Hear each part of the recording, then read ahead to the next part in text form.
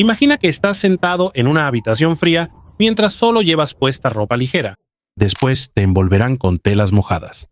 En esta condición, el cuerpo de una persona común temblaría y se enfriaría rápidamente. Pero hay algunos monjes tibetanos que han logrado mantenerse calmados y calentar su cuerpo usando un método especial de respiración y meditación. En 1981, el cardiólogo de Harvard, Herbert Benson, estudió a algunos monjes que practicaban la meditación Tummo.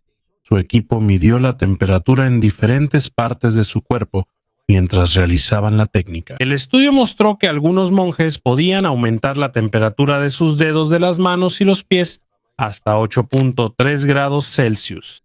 Esto no significa que todo su cuerpo se calentó demasiado. Lo claro es que lograron aumentarla. La alta temperatura en sus manos y pies son partes del cuerpo que normalmente son las primeras en enfriarse cuando el ambiente está frío. En otra demostración reportada por el Harvard Gazette, también hubo monjes que fueron envueltos en telas frías y mojadas mientras meditaban. Mientras continúan con su práctica, la tela poco a poco se va secando debido al calor que emite su cuerpo. Pero, ¿cómo logran hacer esto? A esta técnica se le llama Tummo. Es una práctica avanzada de meditación en el budismo tibetano. A menudo se le llama fuego interno, porque quien practica siente que hay un calor que comienza en la zona del abdomen y se extiende por todo el cuerpo. Aquí se combinan dos cosas importantes. La primera es la respiración fuerte y controlada. El practicante respira profundamente, retiene el aire por un momento y tensa los músculos y el abdomen. Esto se llama respiración del jarrón porque es como llenar un recipiente y el aire se mantiene dentro del cuerpo. Lo segundo es la visualización. Mientras respira, el practicante imagina que hay una pequeña llama justo debajo del ombligo. En su tradición imaginan que la llama va creciendo poco a poco y que su calor se extiende por todo el cuerpo. Puede sonar como algo místico, pero se han medido cambios reales en el cuerpo. En 2013, la investigadora María Kojevnikov y su equipo también realizaron un estudio. Analizaron a los practicantes expertos de Tummo en el este del Tíbet y los compararon con personas que no estaban acostumbradas a este tipo de meditación. En algunos practicantes expertos, la temperatura central de su cuerpo alcanzó los 38.3 grados Celsius. Esto equivale a una fiebre leve, pero no es causada por una enfermedad ni por ejercicio físico intenso. También se observó en el estudio que la técnica tiene dos partes. La respiración fuerte ayuda a aumentar rápidamente el calor corporal y la visualización. La visualización y la concentración intensa ayudan a mantener el calor por más tiempo. Cuando los participantes comunes intentaron la técnica de respiración, su temperatura también aumentó ligeramente. Pero no pudieron aumentarla y mantenerla como las personas que llevan años practicando. Esto muestra que no es solo cuestión de pensamiento. Los músculos respiratorios realmente se mueven con fuerza. También cambia el ritmo cardíaco y aumenta la producción de calor corporal. Al mismo tiempo, el practicante usa la concentración y la visualización para controlar su reacción al frío. La ciencia aún no entiende completamente todo lo que sucede en el Tummo. También es pequeño el número de personas que han participado en los estudios. Pero hay algo que está claro. A través de un entrenamiento prolongado, respiración controlada y una concentración intensa, algunos practicantes de Tummo pueden cambiar la temperatura de su cuerpo de una manera que es difícil para una persona común. A pesar de esto, hay una parte del Tummo que la ciencia todavía no puede explicar completamente. Y es el efecto de imaginar el fuego. En un estudio realizado en 2013, se descubrió que la respiración fuerte y controlada es la razón principal por la que el cuerpo se calienta, pero también es posible que el pensamiento claro del fuego ayude a mantener el calor. Todavía no se sabe exactamente cómo lo hace el cerebro. Es posible que debido a la intensa concentración, la persona pueda controlar mejor su respiración, las células y la producción de calor corporal. Pero hasta ahora, la ciencia todavía no tiene una explicación completa. De esta habilidad extraordinaria, pasemos ahora a otra tradición tibetana que está relacionada con la muerte. Esto se llama entierro celestial o Hathor. Para muchos extranjeros, este ritual puede parecer aterrador o sorprendente, pero para algunos budistas tibetanos es una forma respetada y normal de entierro. Cuando una persona muere, normalmente la familia reza primero, junto con los líderes religiosos. Después, el cuerpo se lleva a un lugar designado en la montaña, lejos de las viviendas. Allí, el cuerpo se prepara para que los buitres lo coman. Hay personas capacitadas y especializadas que hacen esto, se les llama Rogyapa. Ellos cortan el cuerpo para que sea más fácil para las aves comerlo. Es difícil de entender para quienes no están familiarizados con su cultura, pero para ellos, cuando una persona muere, el cuerpo ya no es la misma persona. La vida ya se ha ido. Por eso, el cuerpo puede ser entregado como alimento para otros seres. Ellos consideran esto como el último acto de bondad. Aunque la persona ya esté muerta, otras formas de vida aún pueden beneficiarse de su cuerpo. Esto también está relacionado con una creencia importante en el budismo. Nada es permanente. El cuerpo envejece, se deteriora y también desaparece. Por eso, para ellos, las personas no deben aferrarse demasiado al cuerpo físico. También hay una razón práctica por la que los entierros celestiales se volvieron comunes. En algunas partes del Tíbet, la meseta tibetana es alta, rocosa y muy fría. En muchos lugares es difícil cavar la tierra porque está dura o congelada.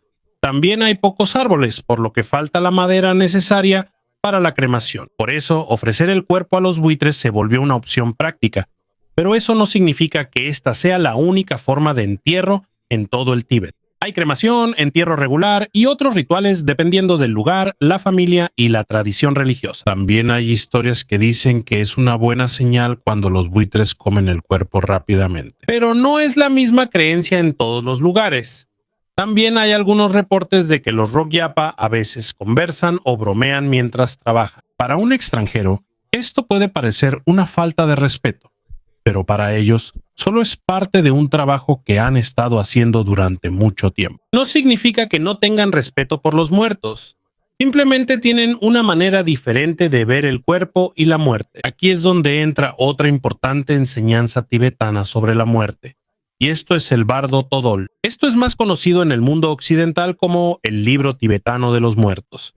Pero no es simplemente un libro sobre los muertos. El Bardo Todol comúnmente se traduce como liberación mediante la escucha en el estado intermedio. El bardo se refiere al estado entre la muerte y el siguiente renacimiento. En algunas tradiciones budistas tibetanas se cree que esto puede durar hasta 49 días.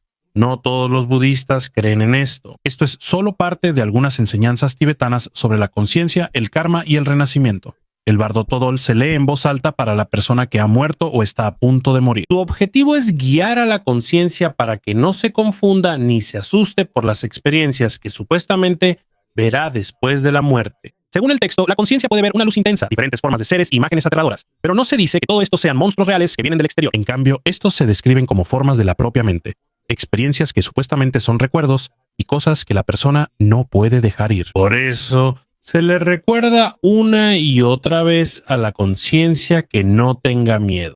El mensaje del texto es simple: reconoce que lo que ves proviene de tu propia mente.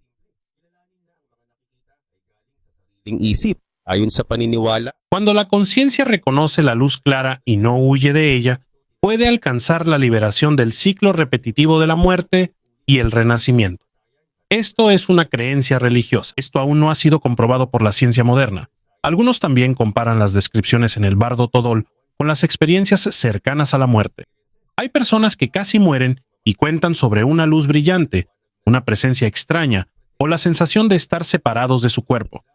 Pero la descripción no es suficiente. No son lo bastante similares como para decir que estas experiencias tienen un solo origen. En la ciencia hay algunas posibles explicaciones. Esto podría estar relacionado con la falta de oxígeno, cambios en el flujo sanguíneo, la liberación de químicos en el cerebro y una actividad eléctrica inusual cuando el cuerpo está en grave peligro. Esto todavía se sigue estudiando. Aún no hay pruebas claras de que la conciencia pueda sobrevivir separada del cerebro. El Bardo Todol tampoco fue creado como un registro científico de lo que sucede después de la muerte. Es una guía religiosa que se formó a partir de las enseñanzas budistas tibetanas y prácticas de meditación. El libro se hizo más conocido en el mundo de habla inglesa en 1927.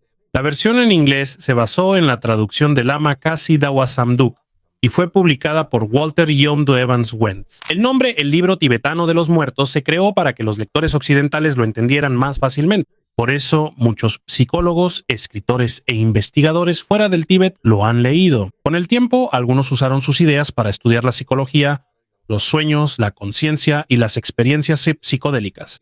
Pero el verdadero propósito del texto era diferente. Para los practicantes tibetanos, no es una historia para asustar a la gente con el más allá. Es una guía para enfrentar la muerte sin ser esclavo del miedo y para aprender a soltar el cuerpo, el nombre, los recuerdos y todo lo que antes llamábamos nuestro ser. Con el paso del tiempo, algunos escritores occidentales usaron el bardo todol de otra manera. En lugar de ser una guía sobre la muerte, lo usaron como base para el estudio de la psicología y el cambio de la conciencia. Pero ese no es el uso original del texto. Para los budistas tibetanos, esto se hizo para guiar a una persona mientras enfrenta la muerte y el siguiente estado de la conciencia en el que creen. Además de esto, hay otra creencia en el Tíbet que es aún más difícil de probar. Se llama cuerpo arcoíris. Esto es parte del Dzogchen, una enseñanza avanzada en el budismo tibetano. Según la creencia, cuando un practicante avanzado alcanza el nivel más alto de comprensión espiritual, algo extraordinario puede sucederle a su cuerpo después de la muerte. Se dice que el cuerpo se reduce durante varios días hasta que solo quedan el cabello y las uñas. En otras historias se dice que desaparece por completo y se convierte en luz. También hay relatos sobre los cuerpos arcoíris. Una luz extraña, sonidos y un aroma fragante aparecen cerca del cuerpo.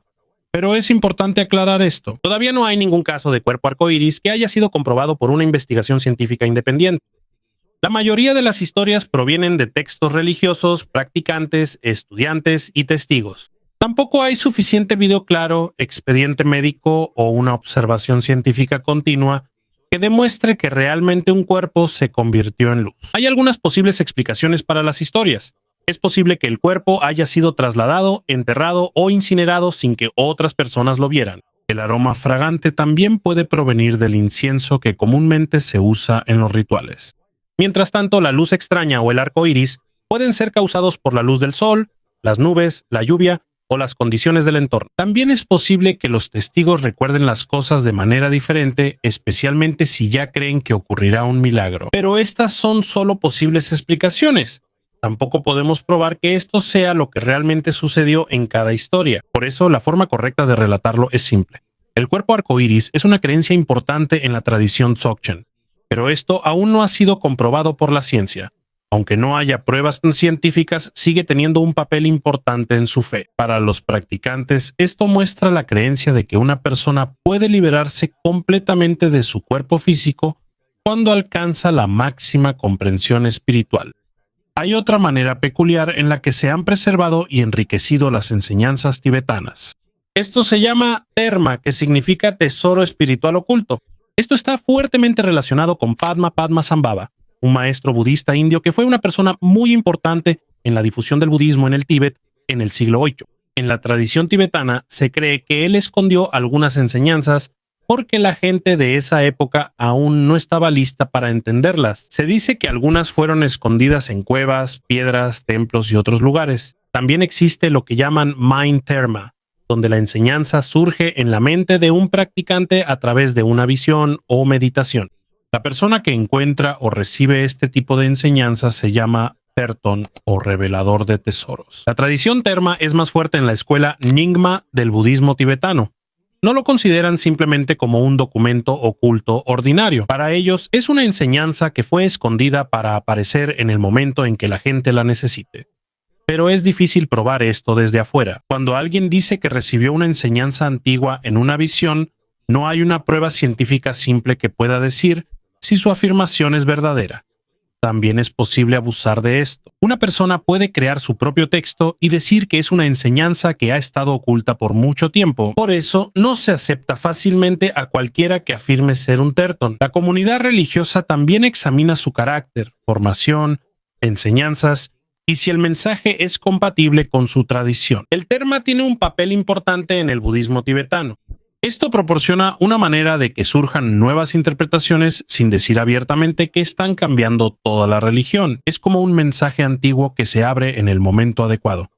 De esta manera, la tradición puede responder a los nuevos problemas mientras permanece conectada a su origen. De las enseñanzas ocultas, ahora vayamos a un lugar que mucha gente ha buscado, aunque solo existe en una novela.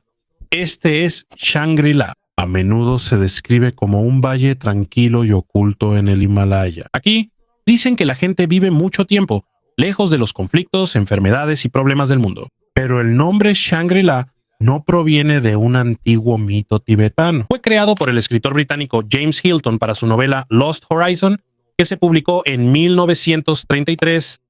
En la historia, Shangri-La es un lugar secreto y pacífico escondido en las montañas. Es decir, no hay una base sólida de que exista un lugar real en el Tíbet que desde hace tiempo se llame Shangri-La, pero tampoco es que Hilton haya inventado toda la idea de la nada. Existe una creencia tibetana sobre los Bayul o valles ocultos. Según la tradición, estos son lugares seguros y sagrados que pueden ser encontrados por personas que estén preparadas espiritualmente. Es posible que historias como estas hayan influido. Los antiguos relatos de viajes sobre el Tíbet también contribuyeron a la creación del ficticio Shangri-La. Debido a la popularidad de la novela, muchos lugares fueron comparados posteriormente con Shangri-La.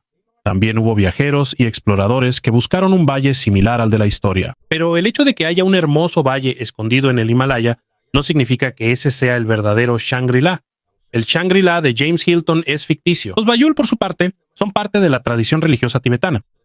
La idea del paraíso escondido está relacionada, pero no son exactamente lo mismo. De 1938 a 1939, una expedición alemana dirigida por Ernst Schaefer también fue a Tíbet. El grupo estaba compuesto por miembros de las SS y su viaje fue apoyado por el sistema nazi. Realizaron investigaciones geográficas, zoológicas, culturales y antropológicas.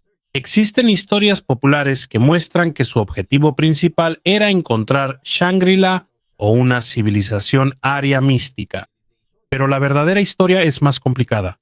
La expedición mezclaba ciencia, propaganda, ideología racial e intereses personales. Tampoco es correcto decir que fueron allí solo por la novela de James Hilton.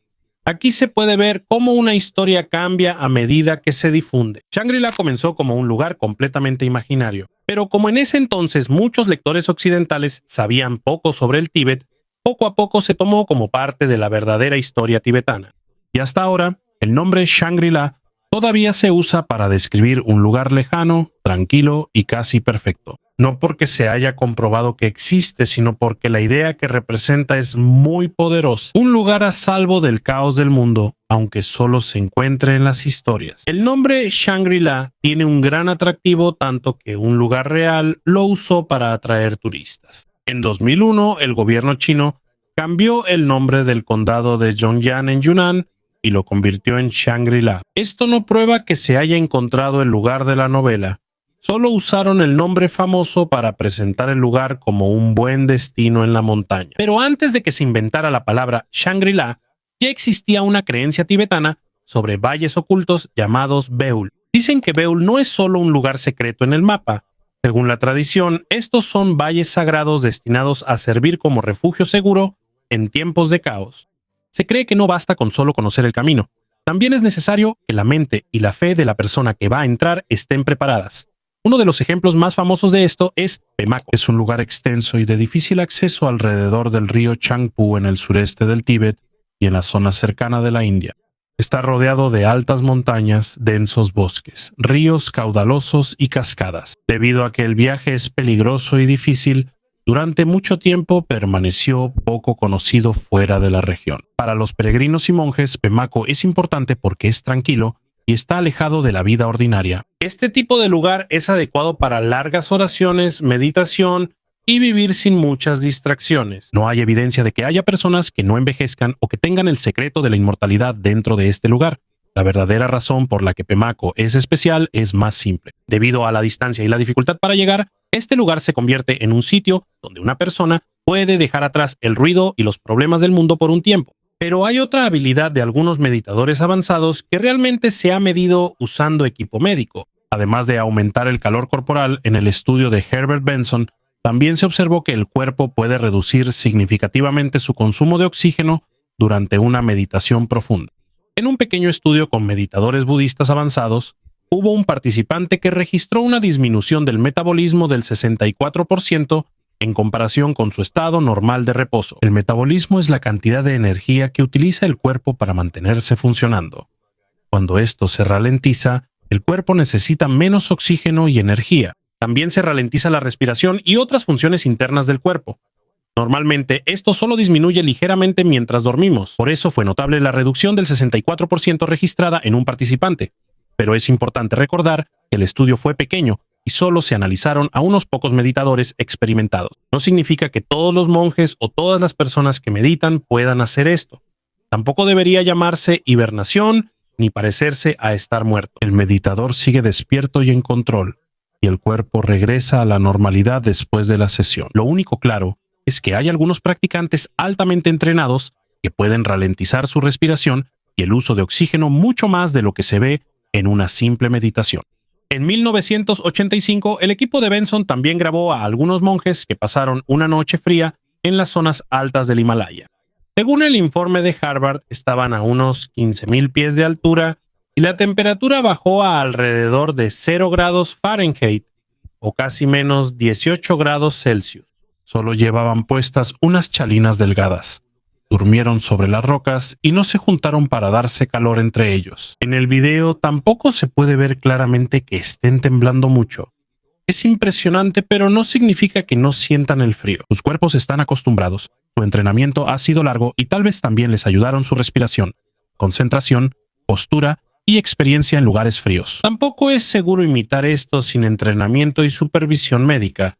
El frío extremo puede causar hipotermia, pérdida de conciencia y la muerte. Benson vio que la meditación puede ayudar en el estudio del estrés, la ansiedad, la presión arterial, el dolor y otras condiciones relacionadas con la reacción del cuerpo al estrés. Pero la meditación no es un sustituto de los medicamentos, el médico o la cirugía. Esto solo puede ser un método adicional para ayudar al cuerpo y la mente, dependiendo de la condición de la persona. Existen métodos modernos de respiración como los popularizados por Wim Hof, que también utilizan la respiración controlada y la exposición al frío. Pero no es exactamente igual que el tumo. El entrenamiento, los objetivos, el trasfondo espiritual y la forma de practicar son diferentes. Unos minutos de ejercicios de respiración no se comparan con muchos años de enseñanza y práctica diaria en el monasterio. También es importante la relación entre el budismo tibetano y la ciencia moderna. Con la ayuda del Dalai Lama y organizaciones como el Mind and Life Institute, los practicantes budistas y los científicos han tenido conversaciones sobre el cerebro, la meditación, las emociones y la conciencia. El objetivo de estos estudios no es demostrar que todas las creencias budistas son correctas. El objetivo es descubrir qué prácticas tienen un efecto real en el cuerpo y si pueden ayudar a otras personas. El mismo Dalai Lama dijo que si la ciencia demuestra claramente que una creencia budista es incorrecta, debe ser cambiada. Esto muestra que la ciencia y las tradiciones espirituales no tienen que estar en conflicto, pero aún así es necesario que los límites estén claros. Hay cosas que se pueden medir, como los cambios de temperatura, la respiración y el consumo de oxígeno. Hay cosas que solo forman parte de las creencias religiosas, como el cuerpo de arcoíris y las experiencias después de la muerte. Cuando se combinan estas dos cosas como si ambas estuvieran comprobadas, la historia se vuelve incorrecta y confusa. El verdadero valor de las prácticas tibetanas no es porque escondan magia. Lo más importante es lo que muestran sobre el entrenamiento de la mente y el cuerpo. Durante muchos años repiten la respiración, el enfoque y la meditación hasta que aprenden a controlar algunas reacciones que normalmente son automáticas. Pero esta habilidad no es un atajo y no se obtiene con un tutorial rápido. La lección más importante del Tíbet no es cómo hacer milagros. Se trata de cuánto puede cambiar el cuerpo cuando una persona tiene el entrenamiento adecuado, suficiente tiempo y la disciplina para hacer la misma práctica todos los días.